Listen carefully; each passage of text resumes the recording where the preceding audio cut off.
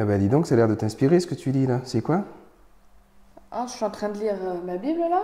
Eh ben donc, ça a l'air fun. C'est-à-dire que j'ai commencé le livre d'Osée. Bon, et alors? Ben, j'essaie d'être tolérante avec ce qui est écrit. Des fois, ça correspond pas à mon contexte de vie. Mais enfin là, demander à quelqu'un d'épouser une prostituée, une femme qui doit vendre son corps, et puis de retourner avec elle même après qu'elle est trompée. Non mais Wow. c'est sérieux là?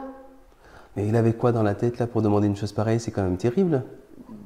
Visiblement, il y avait une leçon à faire passer, hein. Mais c'est raide quand même. Moi, je pourrais pas, hein. Ah ben non, moi je pourrais pas non plus.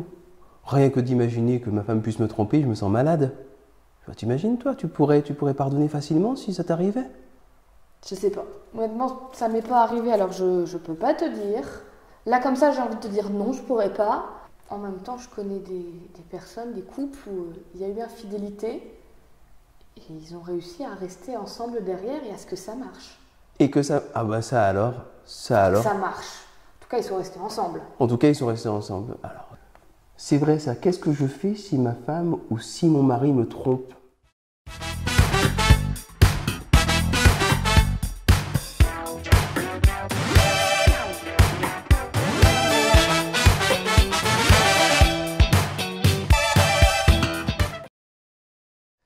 C'est vrai que le plus simple, c'est peut-être encore de faire en sorte que ça n'arrive pas.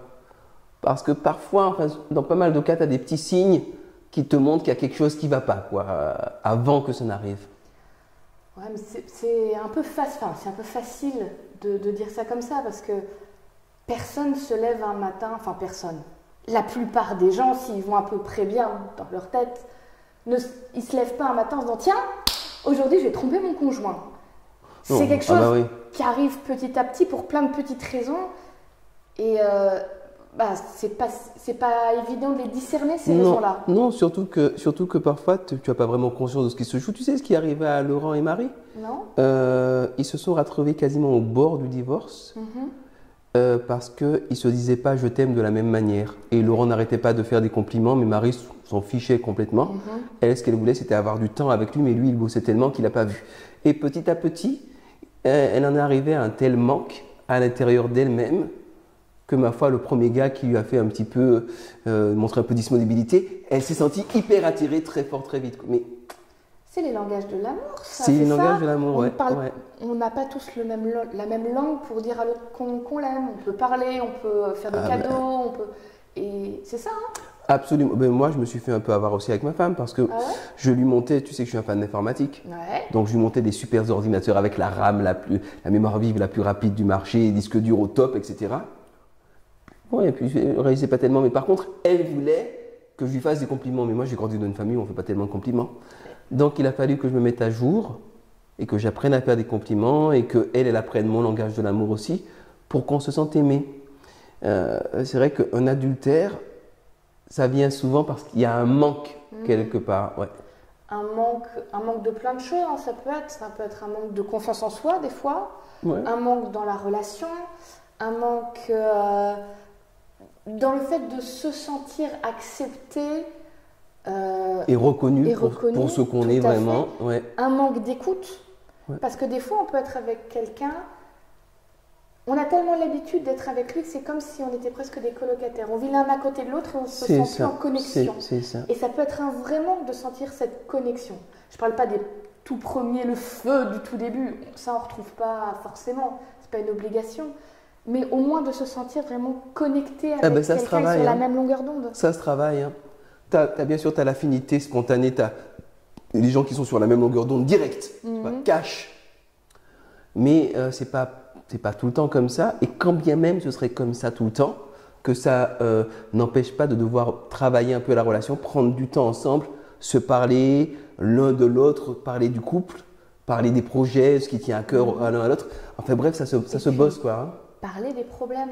Ouais. Parce que on a dit il peut y avoir des signes, mais le problème c'est que si on se parle pas, on peut finir par chercher tous les petits signes et devenir parano dans son coin, et ça devient un manque aussi. Parce que on finit par se faire des films, on est frustré de plein de choses, on ne le dit pas à l'autre, on garde tout pour soi, jusqu'à ce que la relation elle soit abîmée. C'est ça. Et on va chercher chez quelqu'un d'autre. T'as remarqué, plus on garde pour soi, plus ça prend des proportions énormes. Et quand tu sors le truc, il y a une grosse partie de la charge qui se dégonfle un petit peu et ça va mieux, quoi, et on trouve des solutions. Ceci dit, une fois que c'est arrivé, c'est quand même chaud. Hein, c'est quand même chaud. Il y a une chose quand même où je suis persuadée. L'infidélité, ça n'apporte jamais sur le long terme ce qu'on recherchait. Quand on est infidèle à la personne avec qui on est, c'est parce que justement on cherche à remplir quelque chose. Mais alors oui, fréquenter quelqu'un d'autre d'un coup, en plus c'est le côté c'est un peu en cachette, c'est un peu excitant. Ouais, c'est un peu excitant, l'interdit, et puis voilà, le transgressif. L'interdit fait qu'on se voit pas trop, on n'a pas le temps de voir les défauts de l'autre, on a l'impression qu'il nous apporte tout ce que l'autre n'apportait pas. Le problème c'est que ça ne durera pas. Et que si on continue avec cette personne-là, on retrouvera exactement les mêmes problèmes qu'on avait avec la première. Oui, et qu'on n'a pas réglé. D'ailleurs, si ça arrive, je pense qu'une bonne piste, c'est de parler pas mal avec son conjoint pour essayer de comprendre comment les choses se sont passées, comment est-ce que ça a été amené, comment ça s'est construit, quoi. Parce que c'est trop facile et puis c'est pas très utile surtout, ni pour la relation, ni pour la suivante éventuelle, de simplement avoir la rage de gueuler un grand coup et puis... Non, il faut quand même essayer de comprendre, dialoguer et voir comment ça se passe, quoi. Après, il ne faut pas du tout nier la souffrance de celui qui a été trompé, parce que c'est une histoire d'infidélité, ça laisse toujours des traces. Ah ouais, ça fait mal. C'est pas rien une infidélité, c'est quelque chose qui peut briser des couples, mais peut briser des personnes aussi. Ça brise la confiance en soi de l'autre. C'est vrai. Et sa capacité d'avoir confiance dans les autres. Donc c'est pas un petit sujet comme ça, c'est banal aujourd'hui, tout le monde le fait. L'infidélité, ça reste quelque chose de grave qui marque un couple.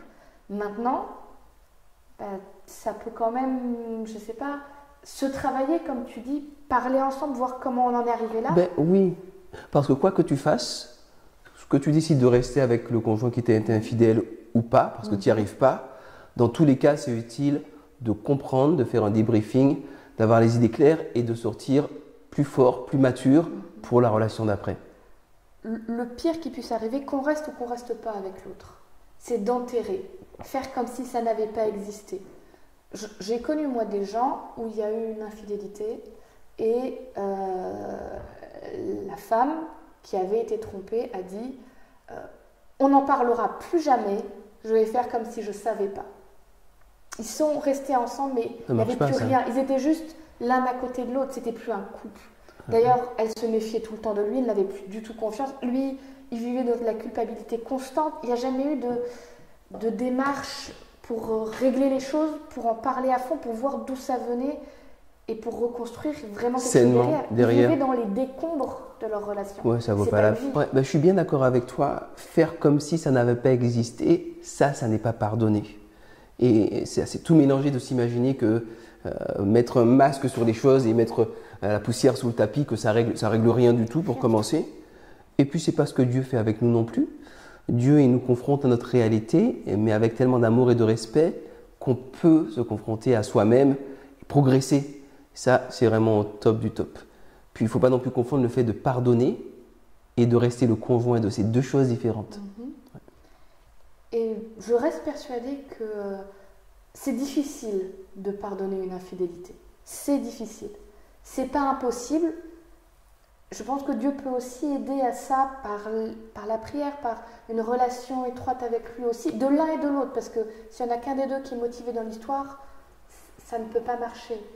Mais il n'y a pas de solution miracle, il n'y a pas quelque chose à faire en 10 étapes pour gérer une infidélité. Chacun fait du mieux qu'il peut, et si ça vous arrive, faites du mieux que vous pouvez, mais que vous décidiez de rester avec la personne ou de partir, ne laissez pas les choses en silence, essayez de les comprendre pour aller plus loin, pour ou bien reconstruire une relation, ou alors repartir sur quelque chose d'autre, de nouveau, mais sur des bases plus saines.